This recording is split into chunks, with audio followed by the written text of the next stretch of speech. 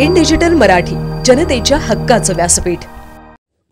Ulhasnagar camp number 3 येथील मध्यवर्ती रुग्णालयात एक धक्कादायक प्रकार उघडकीस आला आहे।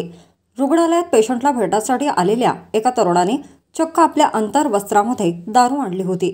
मात्र कर्तव्यावर असलेल्या सुरक्षा रक्षकांनी ही दारू रुग्णालयात घेऊन जाताना त्या तरुणाला पकडले।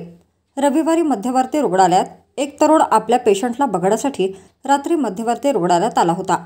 त्यावेळी ड्युटीवर असलेल्या सुरक्षा रक्षकांना त्याचा संशय आला, तेव्हा त्याची अंगझडती घेतली असता त्याने स्वतःच्या अंतर्वस्त्रामध्ये दारूच्या बाटल्या लपविल्याचे निदर्शनास आले। पुरावा म्हणून सुरक्षा रक्षकाने त्याचा व्हिडिओ देखील यावेळी बनवला आहे। या प्रकाराने शासकीय मध्यवर्ती रुग्णालयात एकच खळबळ उडाली आहे।